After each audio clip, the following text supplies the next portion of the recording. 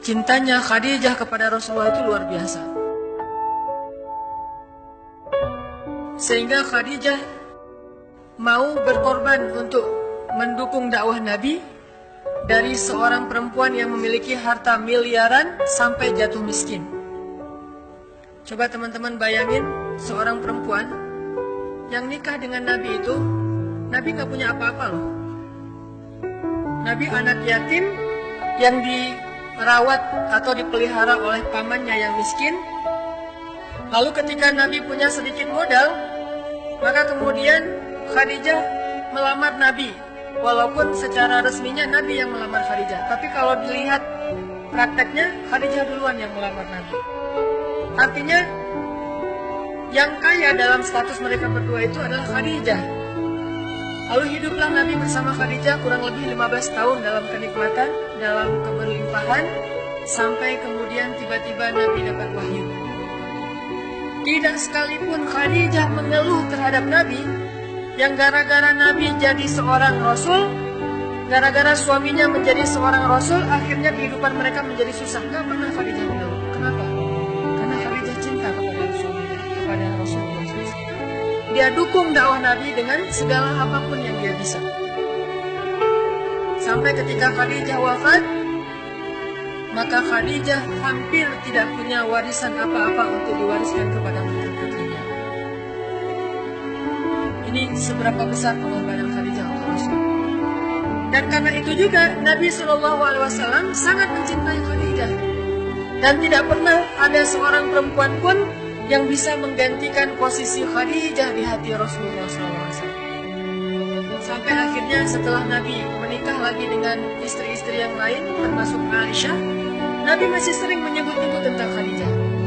Jadi kalau bahasa kita sebetulnya Nabi itu gak bisa move on dari Khadijah. Gak bisa. Kenapa gak bisa move on dari Khadijah? Karena dari Khadijah lah Rasulullah melihat cinta sejati. Aisyah itu cinta yang warna-warni, yang penuh dengan hal-hal yang indah.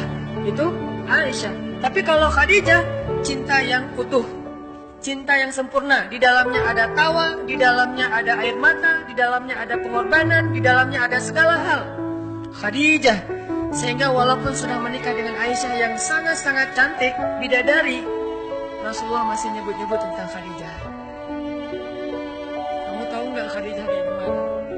Ketika Aisyah cemburu kepada Khadijah, Rasulullah mengatakan, tidak boleh kalian cemburu kepada Khadijah, karena dialah orang yang pertama sekali mengorbankan hartanya ketika yang lain bersifat kikir kepada saya. Dia orang yang pertama beriman ketika yang lain kufur kepada saya. Dia yang pertama membantu dakwah saya ketika yang lain memusuhi saya. Khadijah. Saking Nabi nggak bisa move on dari Khadijah, teman-teman. Ada sepupu-sepupu Khadijah yang datang ke rumah Nabi, suaranya mirip suara Khadijah, logat ngomongnya tuh mirip logat Khadijah.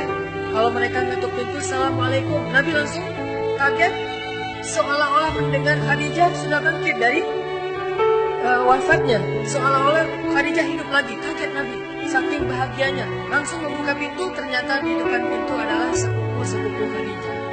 Dan Aisyah memperhatikan itu, beda banget. Nabi kalau yang lain ketuk pintu, beliau membukakan. Dengan kalau yang ketuk pintu itu keluarga Khadijah. Saking gak bisa move on dari Khadijah. Ini cinta, susah untuk move on. Kalau seseorang mencintai Allah seperti ini, apalagi kalau bisa lebih dari ini, insya Allah dia tidak akan bisa move on dari Allah. Ada apa-apa dia akan bilang Allah, Allah. Ada masalah? Iya, karena aku iya karena nasta'in. La haula wala quwata illa billah. Hasbiyallahu wa ni'mal wakil. Apalagi kalimat-kalimat Allah terus, karena dia tidak bisa move on dari Allah Subhanahu wa taala. Dan dia tidak mau melupakan Allah sebagaimana Nabi tidak mau melupakan Khadijah. Kenapa? Cinta.